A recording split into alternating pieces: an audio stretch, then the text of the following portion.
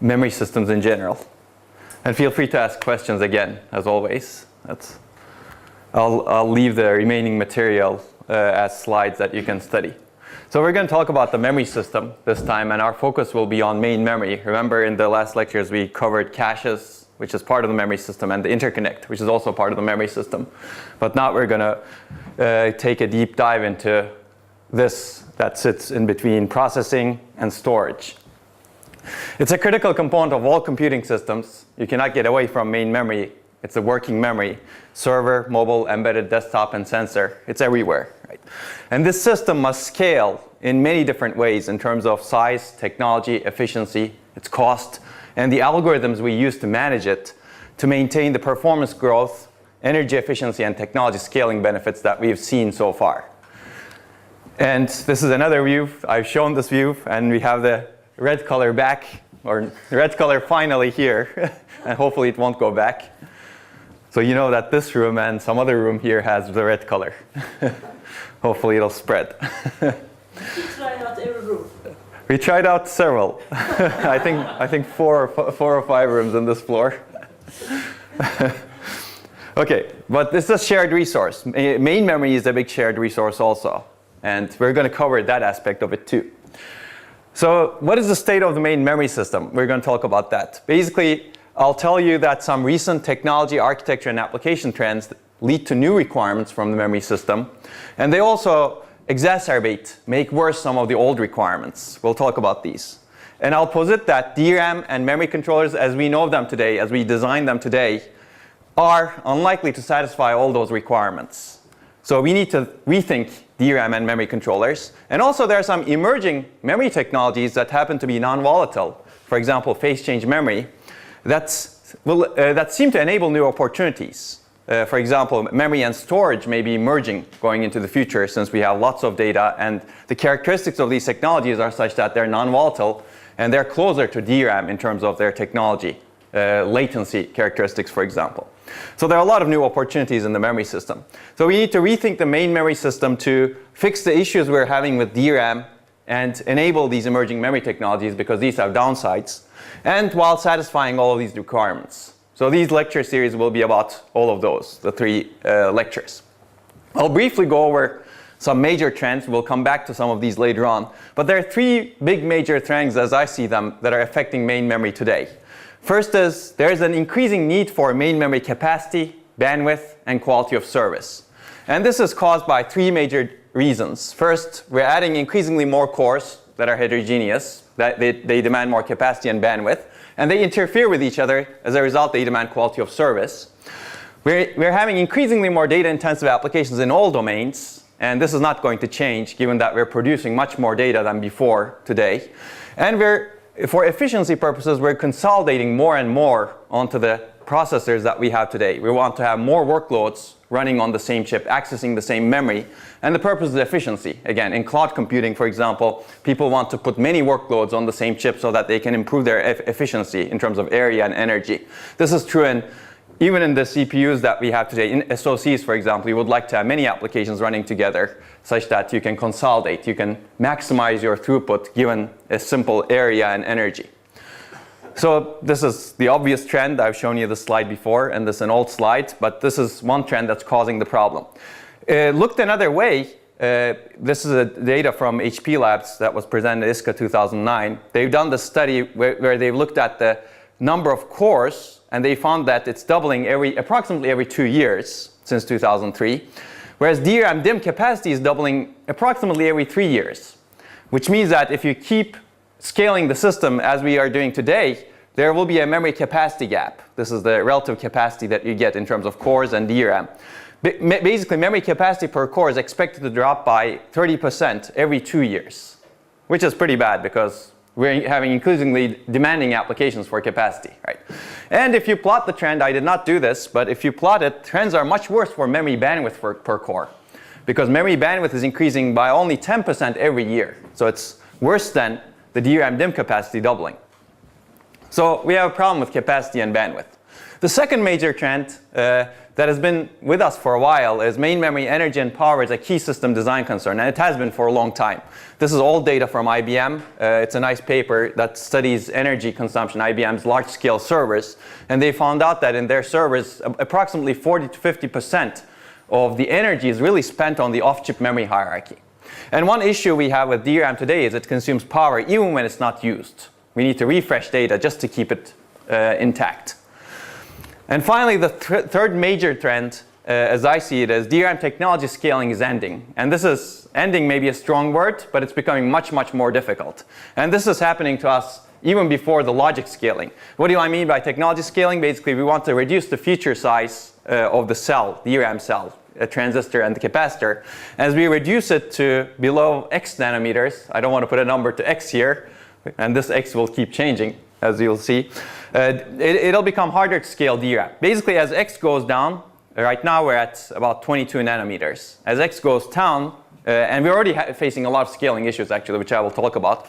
As X goes down, it'll become increasingly more costly and energy inefficient and unreliable to operate DRAM. Whereas scaling actually has provided many benefits: higher capacity, density, lower cost, and lower energy. So we're going to lose all of these if we don't do something about scaling this. People argue the logic scaling limit is maybe 5 nanometers or maybe lower than that. But DRAM, we're hitting it much earlier right now at 20 nanometers or so. And the reason is the capacitor. Well, I'll briefly talk about this. Basically, DRAM stores charge in this capacitor. It's charge-based memory. And this capacitor must be large enough for reliable sensing. And you need to access the capacitor through this access transistor. And this access transistor should be large enough for low leakage and high retention time. Basically, if this access transistor is not perfect and this capacitor leaks over the sense amplifier, as a result, you lose the charge. That's why you need to refresh DRAM. And this is, you can see that this number has changed for a while, but ITRS in 2009 projected that scaling the cell beyond 40 to 35 nanometer feature size is very challenging. And this is true, it has been very challenging. And we've been seeing effects like a lot of unreliability in the cell at this point, at 20 nanometer or so. And we would like to enable this scaling. So basically, we would like to have more DRAM, more capacity, more bandwidth. Given these trends, we would like to solve this problem. There are two solutions that I see to the DRAM scaling problem. I'll briefly cover those solutions, and then we'll go to DRAM basics a little bit, because this is a topic that has not been that has been ignored by many people on both ends. And I'll tell you why it's ignored. I think because it's sitting in the middle, right? Computer architects traditionally have focused on the processors. Storage architects traditionally focused on storage, but main memory kind of got ignored in the middle. But we need to pay attention to it a lot more today. There are two potential solutions. One is we can tolerate DRAM, but of course we should probably take a fresh look at it. We should probably question the assumptions we made when we were designing DRAM 40 years ago. We should probably enable emerging memory technologies to eliminate and minimize DRAM, because DRAM scaling is hard. So you could take these options. I would argue that we should do both, because both can enable other opportunities as well. And I'll talk about hybrid memory systems, which combine these different technologies, DRAM and emerging memory technologies, and hardware and software cooperatively allocate data to those systems. I'll briefly cover these three solutions, and actually my lectures will be based on... Teşekkürler. Yok gerek yok.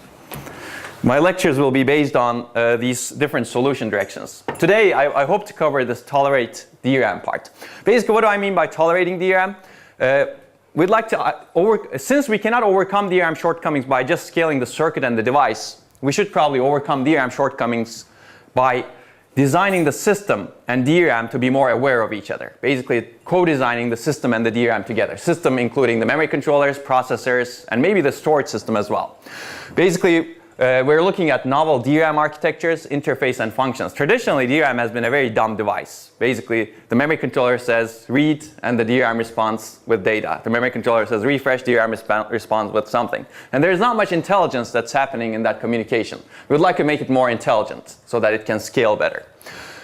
So we'd like to look at better interfaces, better functions, and new architectures. And we should probably be doing better waste management, because DRAM scaling is ending. It's a much more valuable resource, and we shouldn't be wasting any of it. Perhaps we should be reconsidering the page sizes that we have that are very, very large today. So there's several key issues, and I think these are very interesting research problems going forward to tackle. First is, how do you reduce the refresh energy? Because refresh, as I will show you later, is going to consume a much bigger part of the system power, as well as lead to system performance loss. How do we improve bandwidth and latency, given that we want more bandwidth? I didn't talk about latency because latency is always a harder problem, but I think it's very important to look at low latency DRAM as well, and I'll tell you about an idea that my students have been looking at later. How do we reduce waste? I think I've talked about compression, but there may be other options here, maybe redesigning the virtual memory hierarchy such that page sizes are reasonable. Would be interesting. And how to enable reliability at low cost, because increasingly the smaller cells will be more susceptible to both soft errors as well as leakage. And maybe random errors, maybe interference effects from different, well, for example, when you actually program one cell, the results of another cell may be affected. And how do we actually fix that problem? How do we enable low-cost error correction codes, for example, or maybe other techniques is very interesting, I think. All of these issues are very interesting. I'll talk about some of these. And we've been looking at, these are the 4 papers that I'll cover today. Actually, not all of them, but I'll add some more other papers. On the other hand, the second solution direction is emerging memory technologies. There are these emerging, fundamentally different memory technologies that are resistive, that I will talk about, that seem more scalable than DRAM. And they are also non-volatile, which is an added bonus with these. One example is phase change memory. We've been looking at this for a long time. It's expected to scale to 9 nanometers, and I think this has changed. This is old data. It's probably lower than 9 nanometers. It's expected to be denser than DRAM because you can store multiple bits per cell as part of the resistance levels. You can divide the resistance level, window into different levels. But emerging technologies have shortcomings as well. They have higher latencies, lower bandwidth, higher energies, higher write energy than DRAM, although they don't have refresh energy. The key question is, can they be enabled to replace, augment, or somehow maybe even surpass DRAM? And we've been looking at this since 2008 or so, and I'll talk about this in the second set of the lectures, if we can finish DRAM scaling today. And that brings us to hybrid memory systems. Maybe it's not easy to actually replace DRAM fully, but maybe a good option to look at is something heterogeneous like this, right? If you have some memory with some good characteristics that are green and some bad characteristics that are red, really red this time, not black.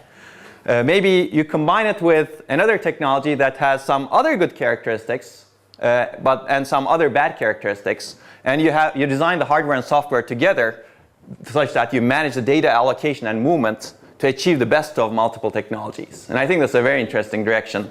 Then maybe you can minimize the costly part of the system and maximize the much less costly part of the system and still get much better performance and energy efficiency, even if you cannot scale this very fast part. So I'll talk about DRAM in this lecture, and in the next lecture I'll talk about phase change memory. And in the third lecture, we'll cover an orthogonal issue, basically, that affects all kinds of memory systems, which is the memory interference. So the idea of memory interference is you have many cores, many threads that are sharing memory, whether it be a hybrid system, whether it be DRAM or PCM, it doesn't matter. But it's uncontrolled today, at least mostly uncontrolled today. As a result, you get an uncontrollable, unpredictable, and vulnerable system.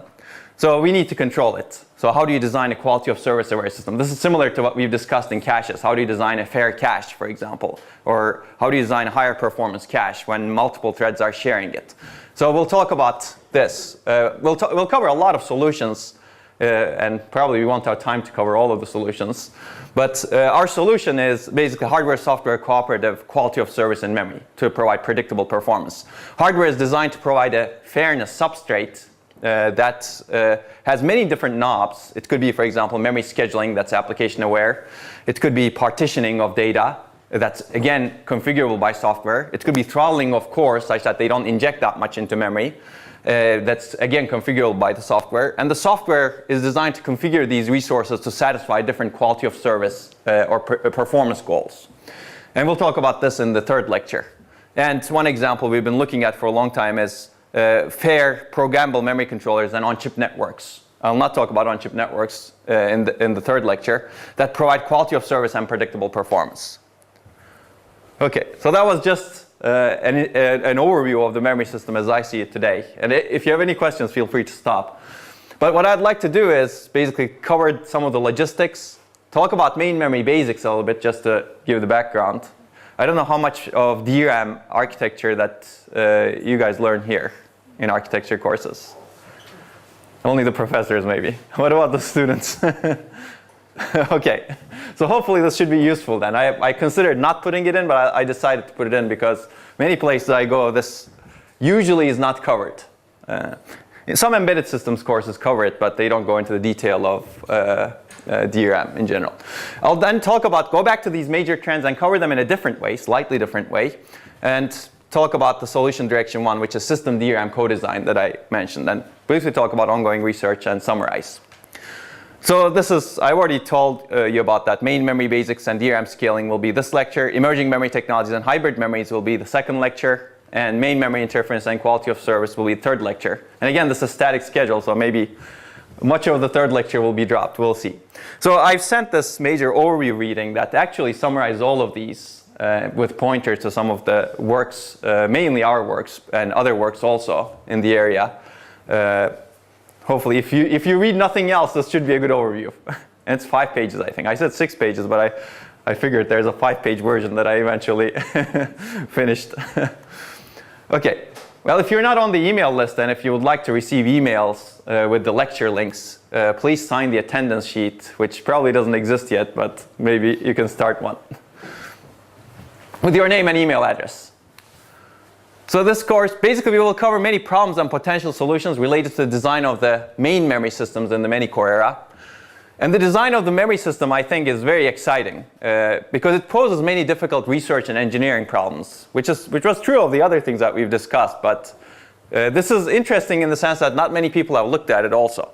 They're important fundamental problems and they're industry-relevant problems also. So if you actually design a DRAM that's cheap and that's low latency, you can have that implemented. Because people, again, similar to the multi-core era, memory companies are also facing a big challenge. How do we scale the cell?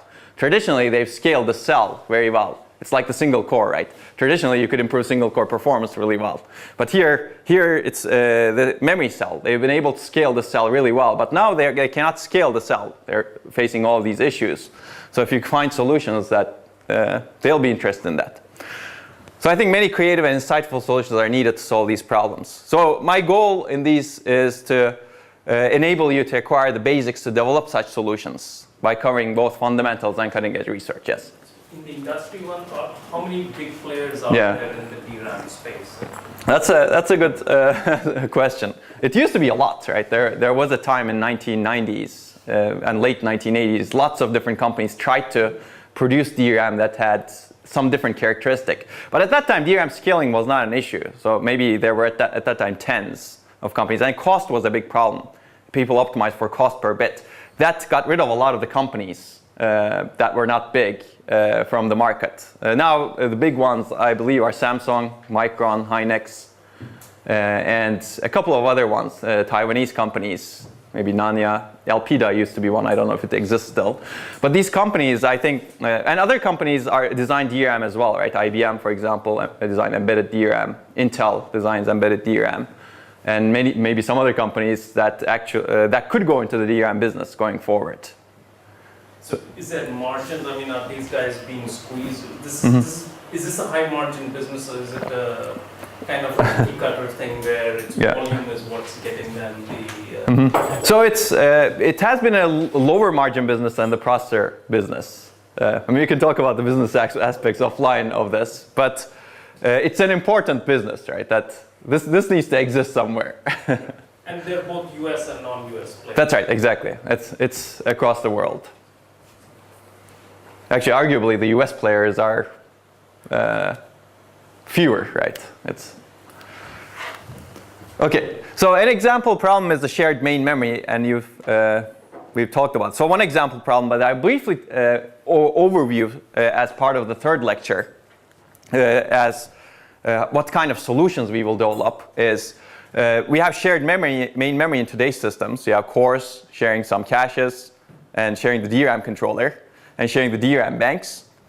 And when you actually run multiple programs, you get some unexpected slowdowns. Or if you know how the system is working, it's actually expected slowdowns. This is one of my favorite graphs. Basically, we did this study. We ran 2 applications together, MATLAB and GCC, and on a dual core system. And we measured the slowdown each application experienced compared to when it's run alone. This MATLAB experienced a 7% slowdown, and GCC experienced a 3x slowdown. This was in 2006. And then we went into the operating system and set the priority of MATLAB to low priority, set the priority of GCC to high priority, and we got the same slowdowns. Well, we had a 2-core system, and the operating system didn't do anything because both applications were running and nothing else needed to run. Right? So we called this the memory performance hog at the time. The question is, why does this happen? Basically, can you figure out why there's a disparity in the slowdowns if you do not know how the processor executes the programs? Probably the answer is no, right? Although this is not a place to ask the question because everybody here knows how the processor executes the program. And can you fix the problem without knowing what's happening underneath? So I'll give you why this happens, and we'll cover this problem in the 3rd lecture. Basically, you have 2 cores. This is the system where we evaluated this on. That's, by the way, real results from both Intel and AMD systems in 2006. You have 2 cores. They're sharing the main DRAM memory system. They're private caches. This is the memory controller and memory banks. MATLAB and GCC run. MATLAB happens to be very intensive, and GCC once in a while sends requests. And memory controller, for some reason, prioritizes MATLAB's request over GCC's request. As a result, this poor GCC request gets stuck there and waits for a long time. And the problem is this memory controller is designed in a way that happens to be unfair. Why is it designed to be unfair? Well, there's a good reason, because a DRAM bank operates in a particular way. A DRAM bank has a 2-dimensional structure, columns and rows, and you can think of each of these elements as a cell that I showed you earlier, the capacitor and the access transistor, although it's much wider than 1, 2, 3, 4, 5, 6, 7, I think.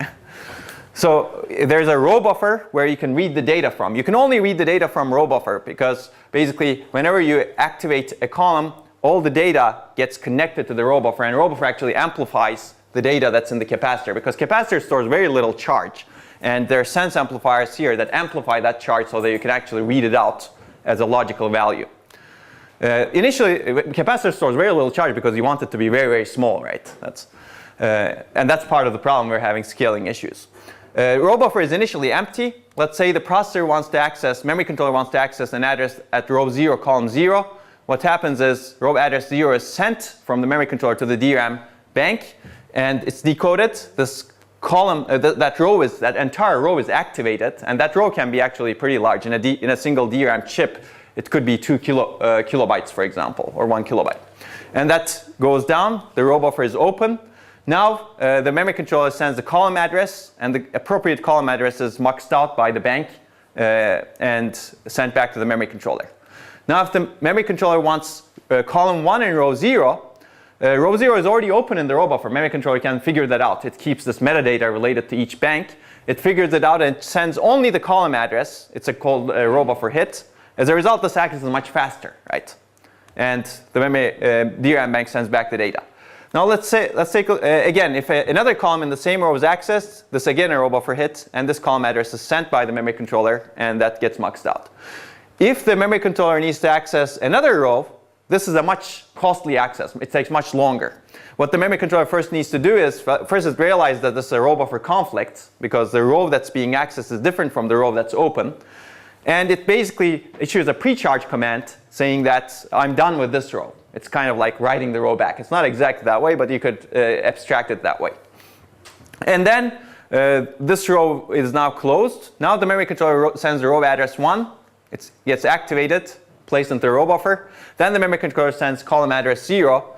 Now the appropriate column is muxed out. So obviously this access that was a row conflict takes much longer than the access that's a row hit. As a result, current controllers take advantage of this fact. And they're designed with the mindset of single core they were designed for a long time. The commonly used scheduling policy does this. Basically, it has a prioritization order. It prioritizes row hit requests over others. And if everything else being equal, it prioritizes older requests over others. And this scheduling policy aims to maximize DRAM throughput, and it does a pretty good job. It's not the optimal policy for maximizing DRAM throughput because there are a lot of other constraints in DRAM, which we will briefly get to. But because multiple threads share the DRAM controller, this policy is unfair.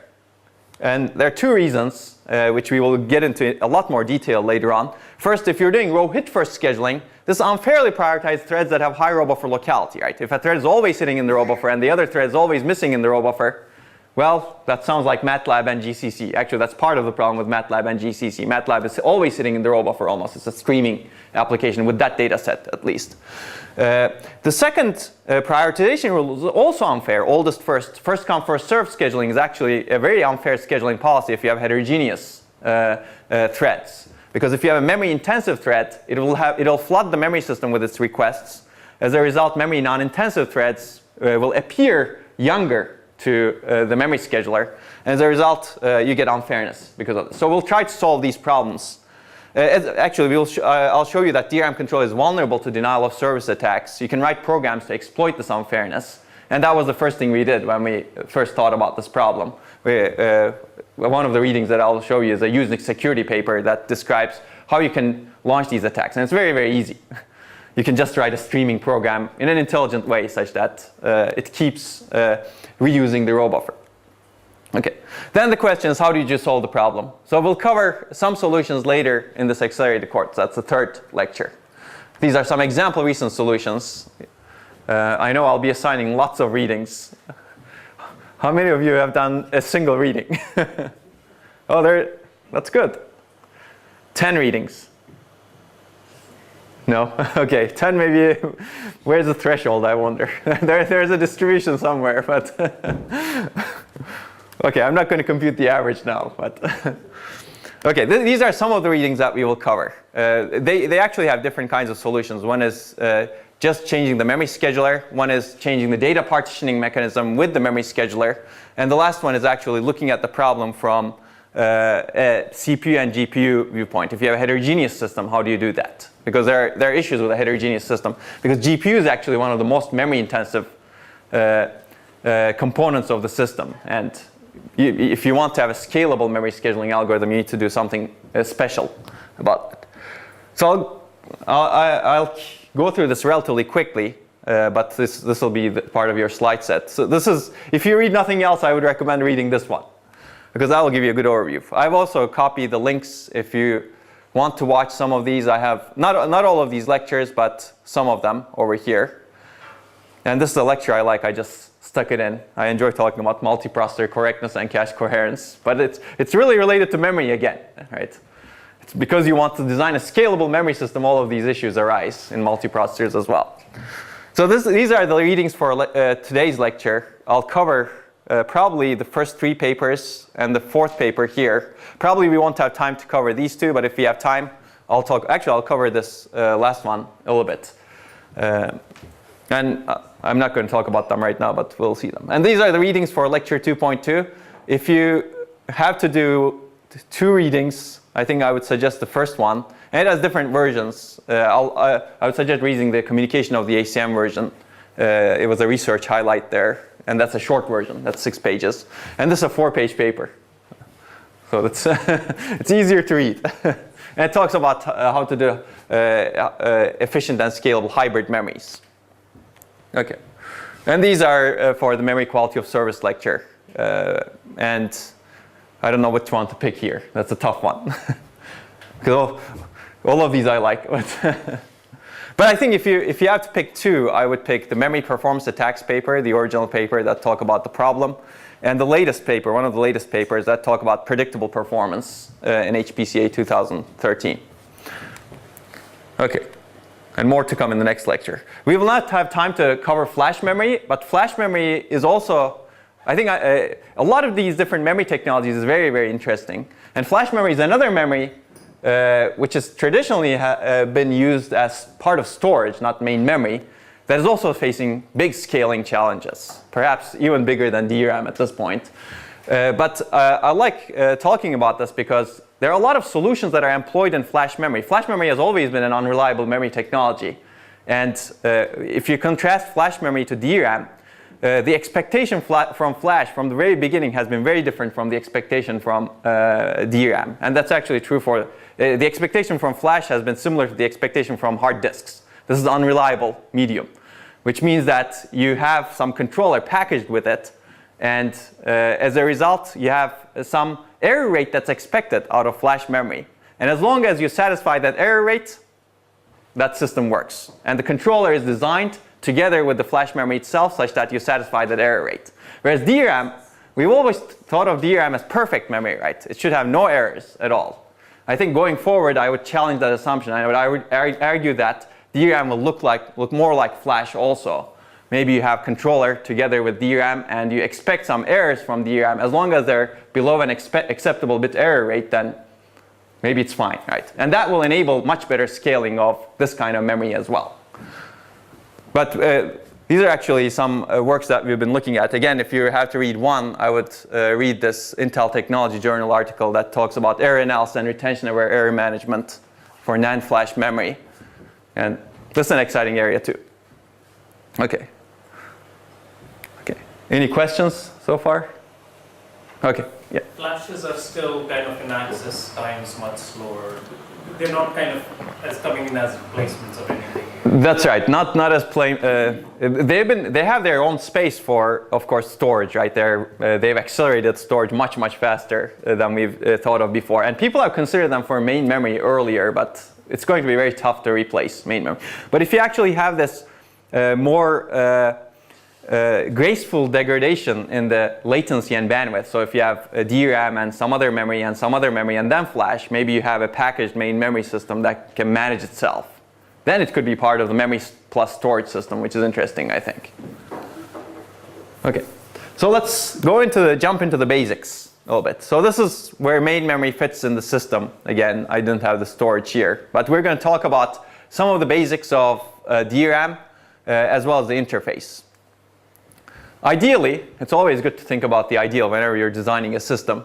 You want zero access time from memory. You want infinite capacity, zero cost, and infinite bandwidth, right? And people have tried this ideal for a long time, but it's not going to happen, I think.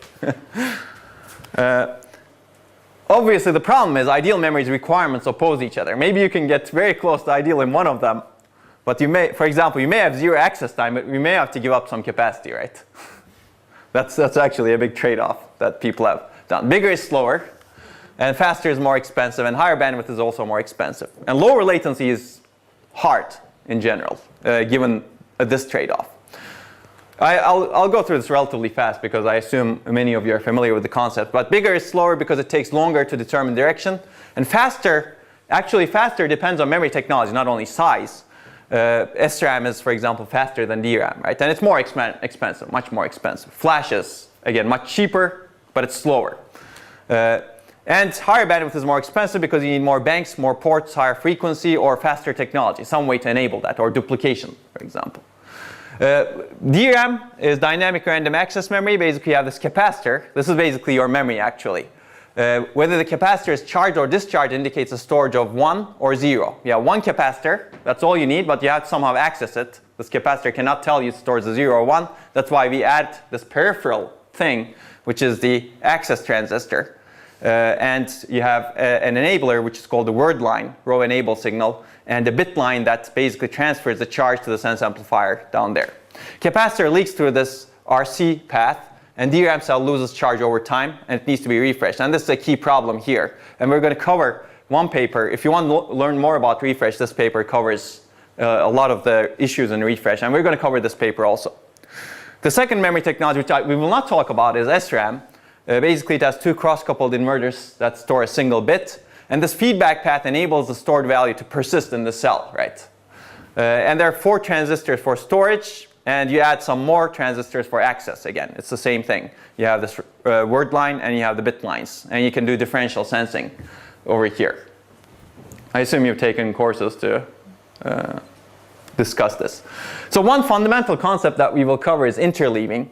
Banking. Basically, if you design a memory as single monolithic array, it just takes too long to access, right? Because it's a monolithic array and you need to design a huge decoder for that. And basically your word lines become longer and your bit lines also become longer. And that long bit line is cause of the long latency, and we will see that later on. So people have developed the idea of interleaving as a low-cost way of reducing the latency of the memory array access and also enabling multiple access in parallel. The basic idea is divide the array into multiple banks that can be accessed independently in the same cycle or in consecutive cycles. Right? These banks may or may not be sharing some buses. Right? They could be totally independent banks, or they could be sharing some peripheral structures. And this is a key idea. Memory is actually very hierarchical. Basically, to solve this problem of single monolithic array access, if you look at memory, this is the monolithic memory. It's divided into banks. And even within banks, we will see that they're divided into something smaller, subarrays. And even that can be divided into something smaller, potentially. So if you zoom in, it looks self-similar, right? There could be self-similarity in memory, similar to self-similarity that people have seen in networks, for example. But each bank is basically smaller than the entire memory storage, and accesses to different banks can be overlapped.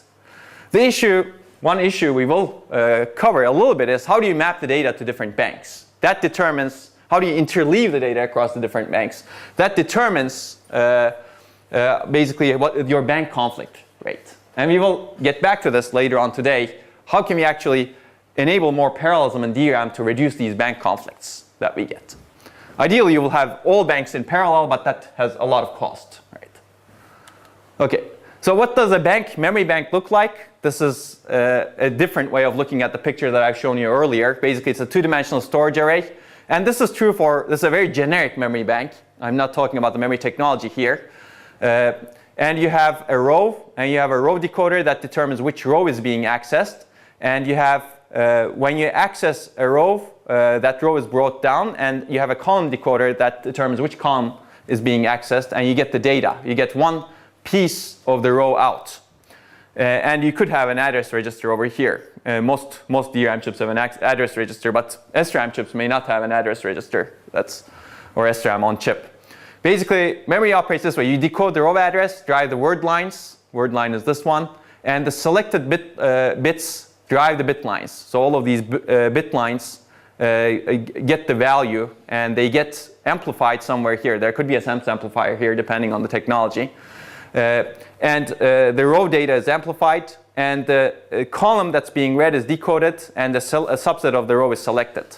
And then you need to prepare the array for the next access. That's the next action, which means that by reading this data, you've disturbed the bit lines, right? Now bit lines are not in a position to sense the next data, so you need to pre-charge the bit lines. That's the idea of preparing the array for the next access. And DRAM looks very similar, actually, here. The read sequence is very similar. I'm not going to go into this in detail, but basically it operates the same way. One thing you need to do, sorry, this is SRAM. So it looks very similar, which is why SRAM and DRAM are very similar. But this is SRAM. SRAM's read sequence is this way. It doesn't require refresh, basically, because when you read the data, it's not destructive, right? Because the charge is trapped here. You don't discharge the capacitor when you read the data. That's why the refresh doesn't happen here. And excess latency of SRAM is actually dominated by steps 2 and 3, which is driving this row select signal, basically this row decoding, and also the driving of the bit lines downstream. And step 2, which is driving the row select signal, is proportional to how many rows you have, and step 3 is proportional to actually it's the other way around, right? Step 2 is proportional to how many columns you have, and step 3, driving the bit lines, is proportional to how long your bit lines are. Basically, how long your word lines are, how long your bit lines are. And that's true for DRAM also, actually. Although it may not be true for some other technology that we'll talk about. So DRAM is very similar. Read sequence is the same as DRAM. But there's a sense amplifier that actually amplifies data in a different way. It's flip-flopping. It regenerates the bit line, and the data is muxed out later on. And because your read is destructive, the DRAM controller must periodically refresh all rows within this bank, within the allowed refresh time. And that actually, while a refresh is happening, you cannot access the bank, or sometimes even access the rank itself, and that's problematic, and we will see that. Okay, so I think one difference I usually point out is because DRAM is a separate chip, address pins are very valuable, both on the processor side as well as on the DRAM side. So you don't have separate pins for row address and column address, but you multiplex the same pins across the row address and column address. Okay, basically DRAM is slower access because of the capacitor, and also because we want higher density from DRAM because it's main memory. It's lower cost, it requires refresh. And its manufacturing requires putting the capacitor and logic together, so it's different from the logic process. And in fact, capacitor dominates that. SRAM is faster access, there's no capacitor, and we want to make it smaller. It's lower density, it has a 6-transistor cell, it's higher cost, there's no need for refresh, and its manufacturing is compatible with logic process. So it's easy to put SRAM anywhere where you have logic, whereas it's very hard to put logic into DRAM or DRAM into logic. Although there's embedded DRAM, but its density is still very low. Okay, and a side which we will talk about in the next, just so that you can contrast the difference in material. This is a fundamentally different technology, which is phase change memory. It's a resistive memory. Basically, you have phase change material, chalcogenide glass, that can exist in 2 states. Amorphous has low optical reflexivity and high electrical resistivity. Crystalline has high optical reflexivity and low electrical resistivity. And this is what the storage is represented as. You can basically encode 0 or 1 as one of these, right? Maybe high resistance state can be encoded as 0, low resistance state can be encoded as 1. And you basically, to change the state, you basically have a heater. You need to heat the material. And once the material goes into one state, it stays that way. It's non-volatile. It doesn't lose the charge. This is actually the technology employed in magnetic disks a long time ago, but now we're actually trying to use it for main memory.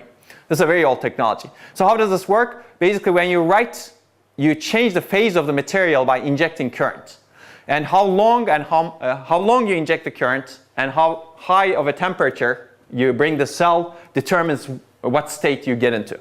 For example, if you want to set the state, you need to inject sustained current to heat the cell to above this T crystalline temperature, that threshold.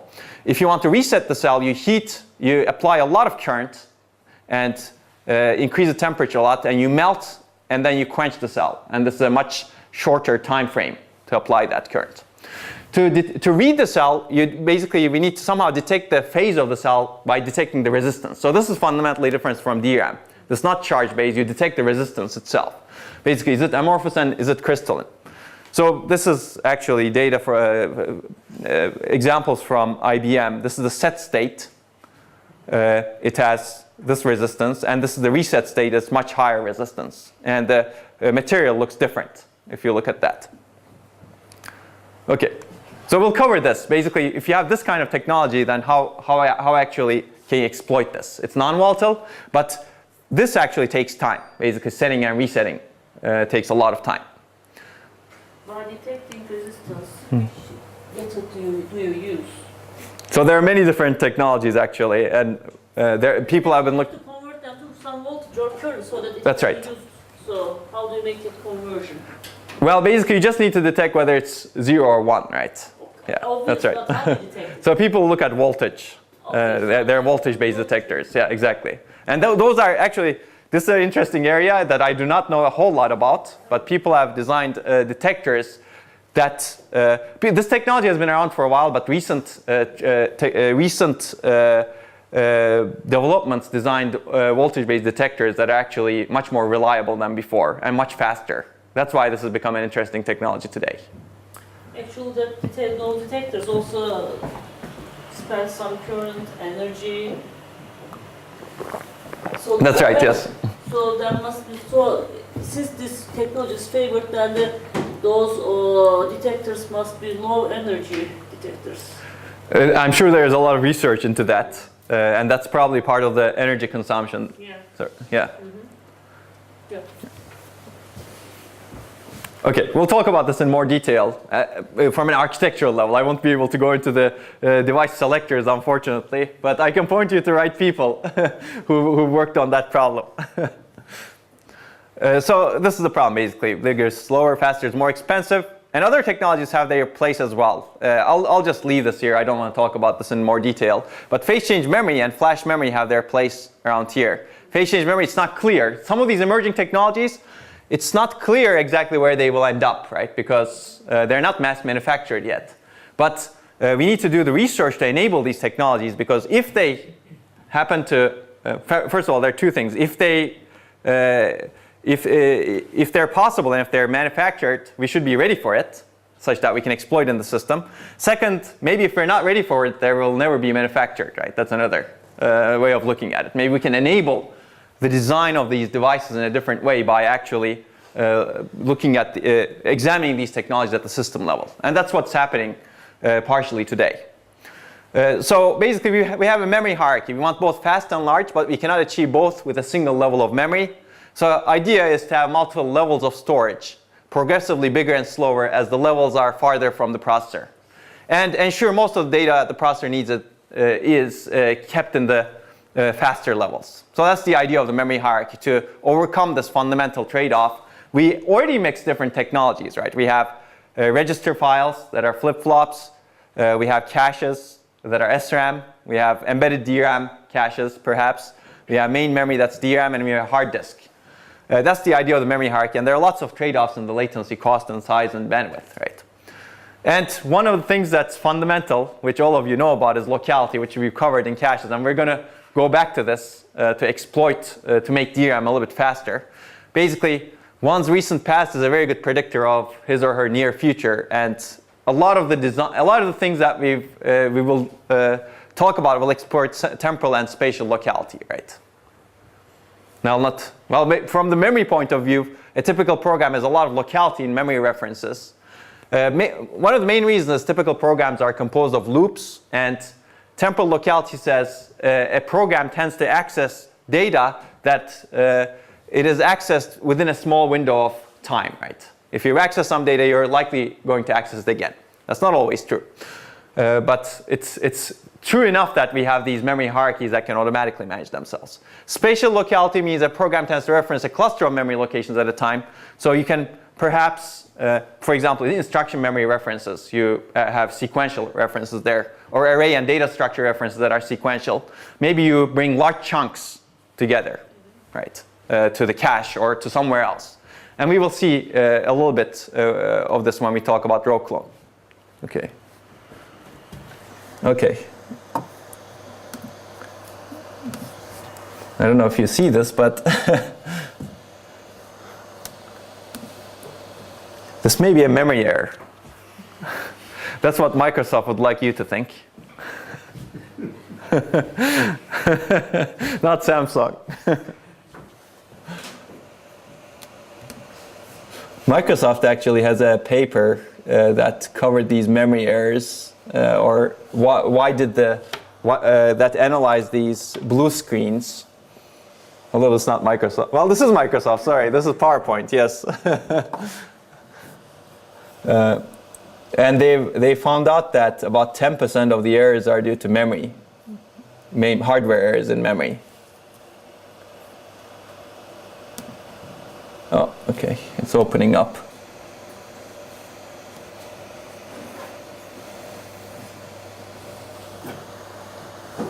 Is it time to take a break, or this is probably an uncalled for break, so.